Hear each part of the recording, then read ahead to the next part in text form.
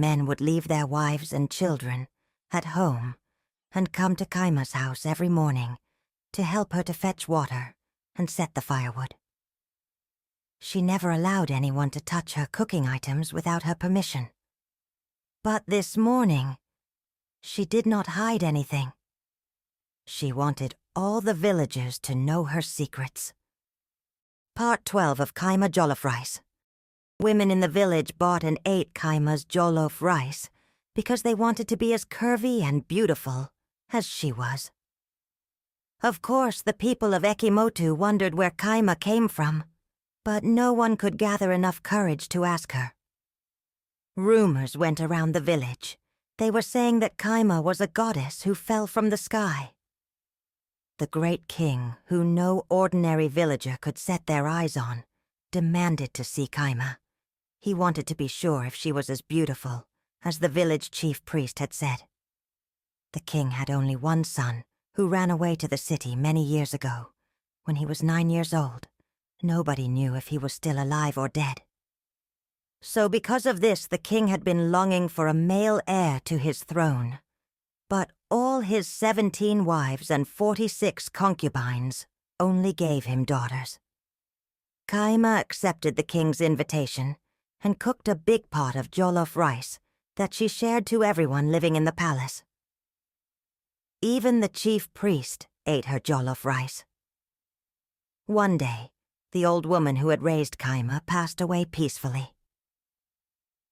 Kaima was hunting down snakes in the forest at night, but she did not know that some of her admirers were hiding in the forest. A man came out from behind a tree and told Kaima that he was never going to tell anyone what she had done if she agreed to be his third wife. Kaima looked at the man in the eyes, and the man turned around and walked away without saying another word.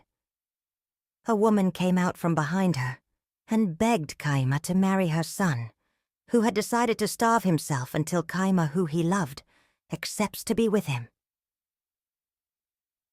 Kaima did not say anything. She only looked at the woman. The woman turned around and walked deeper into the forest.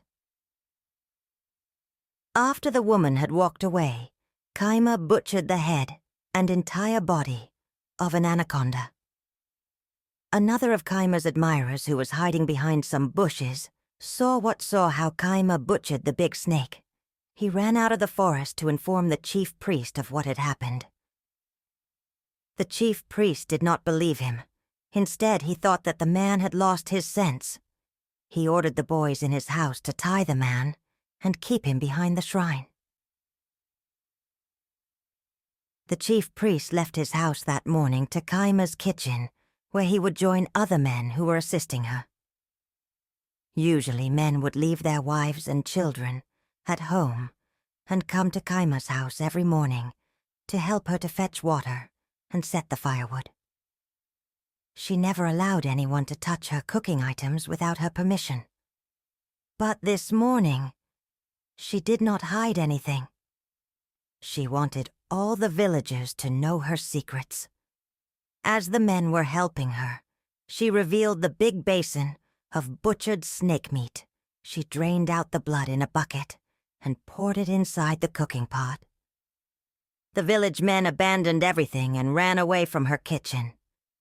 They went home and told everyone what they had seen. The villagers stopped eating Kaima's Jollof rice, but it was too late. For every man, woman, and child had tasted her Jollof rice, and she now has the power to control them all. The end.